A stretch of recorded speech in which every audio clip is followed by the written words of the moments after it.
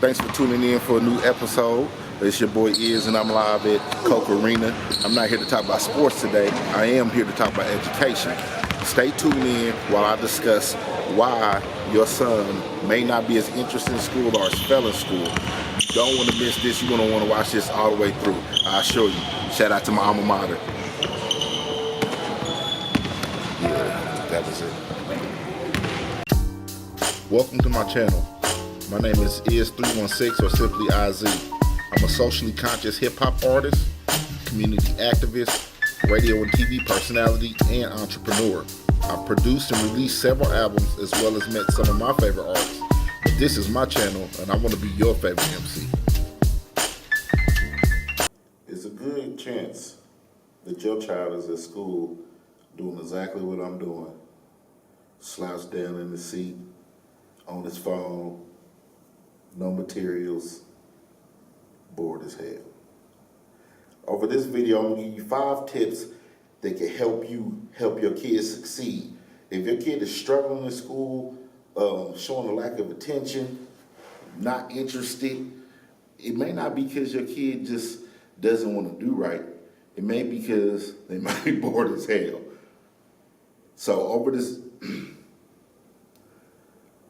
the course of this video, I'm going to explain to you tips that I've learned personally and professionally on how you can help your child become more of an achiever. It's not all their fault, and there is help. I know sometimes it can feel like you're there alone. I've been there and I've talked to parents who are frustrated to no end with their children, but there is hope. If you listen to these tips, implement them, and most importantly, communicate with your child, you can see results. Number 1, teacher experience. What do I mean by that? I'm talking culturally and academically and professionally. A teacher is going to teach based upon the information that they've had in their life, regardless of the information that they're teaching. 2 different teachers could teach the same lesson in 2 different ways. Our children have to adapt to the teaching style of their teacher and hope that it's conducive for them. So what happens if you have a teacher that doesn't teach your style? What if you have a very left brain teacher, but you're a very right brain student?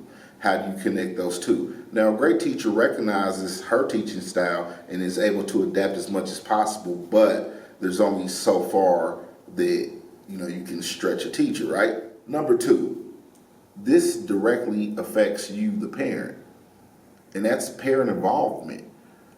I had the fortune of working at the middle school that I attended, and so I knew a lot of the students. I still do. I knew a lot of the parents of the students. So when I'm talking to these students, I know their aunties, I know their uncles, I know their cousins, I know their mom, I know their dad, and they're amazed by it. But when I showed interest in what they're doing and their education, I seen their face light up, and I could see the stark difference between the student whose parent was really involved and the student whose parent was very absent.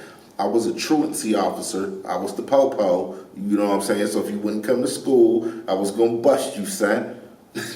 But anyway, parent involvement is a huge key. Let me say it to you one time. Again, parent involvement is a huge key in your child's educational success. If a parent is showing up and they're present in the school and the principal and the teachers know that parent's name, I guarantee you that student has good grades. When you mirror that, more than just talking to your student, you mirror being studious. You're reading, they see you writing, they see you doing those things. They want to do them too. Number 3, a lot of students don't succeed because of what I call scholastic self-esteem. Part of it is fear that they'll be ridiculed by their peers if they don't have the right answer. And as we all know, people can be very cruel. Not me. I never clapped anybody in school, I promise. But for a student, the fear of misquoting a word or not knowing the answer and being ridiculed can be very hard. Not only that, when a student doesn't understand a certain topic, they can tend to get down on themselves. And we all know that teenagers go through a phase where they're kind of awkward and they're trying to figure things out. And education is no different. They're trying to figure out the way they think, the way they want to dress, who they want to be as a person, and they have insecurities in all those areas. The school is no different. But when you have a parent that comes along and tells you, you are smart, you can do this, you can achieve this, your child will gain, eventually they're going to gain that self-esteem, and they'll challenge themselves and they'll want to be better. So build your child up. When they get bad grades, I know it's tempting to be like, oh, yo, you're stupid. Don't ever say that to a kid. You know, it's easy to beat them up when they're not getting the good grades, but maybe try giving them some positive reinforcement and telling them, hey, I know you can do it. You know, I know you have the ability to do it. What can I do to help you? Number 4, today we live in an instant society where we have an attention span that's like this. We want fast food. We want our internet to be super high speed fast. It's information coming at you so many places so fast from so many different ways. And as adults, it can become a lot to deal with, let alone as a child. So the rate that information is disseminated in classes is so slow compared to what they're learning on their own. Cell phones. You can Google anything in an instant.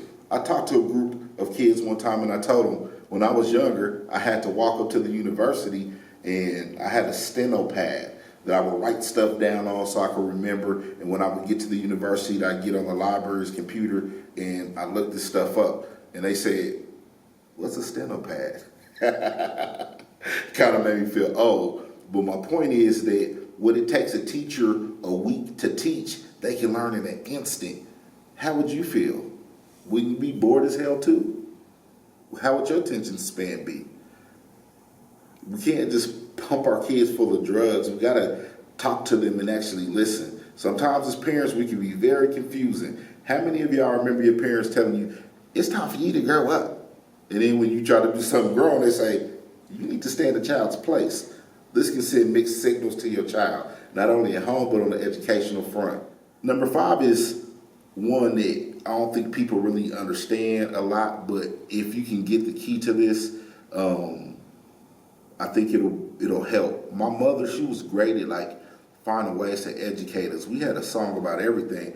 I didn't even know I was getting tricked to cleaning up because it was just a song that we sung. You know, there was a cleanup song, there was a go to sleep song, there was a wake up song. It was a song for everything, but what it did was it actually taught us. What happens when your child's just not interested in what's being taught? Does that mean your child wants to be a failure? Absolutely not. From an early age, I knew that I wanted to rap. I knew that I wanted to do music, but I didn't have an outlet for that at school. Now you might say, oh, well, there's choir. Well, for a black boy from the ghetto, I don't think Mary Poppins qualifies as hip hop. But had I had that outlet, had I knew that, yo, I couldn't go to the studio at school if I don't have my grades, I'd have been in class every day. I'd have beat the teacher.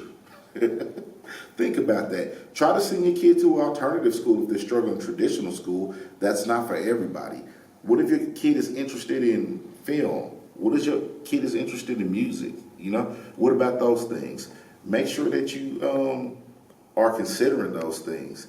You want to make sure that you not just jumping down the throat, but you're trying to understand, and there's things that you can do to understand your child's learning process. That's where you got to be studious, and you got to do personality tests, aptitude tests, talk to your kid, get them tested and find out what their strengths is, what the weakness is, how they learn.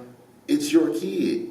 If you spend all this money on basketball, football, and shoes and toys for Christmas, why wouldn't you spend your money on something that's important as helping your kid be more studious and use his mind correctly? I don't know. But I hope that these things have helped you.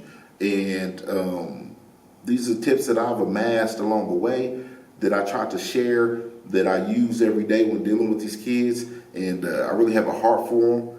Many of our educators spend more time in the schools with other people's kids than they do with their own kids. And they grow attachments to them. They worry about them after school hours and hope that they're okay and want them to be better in the future. So as parents, we got to really learn, and this is like an extra one, it's like number 6. We gotta learn how to work with our teacher. They're not always wrong. Some of y'all kids is bad as hell, because I done seen them in school. And then when they be with y'all in public, they be like, Mommy?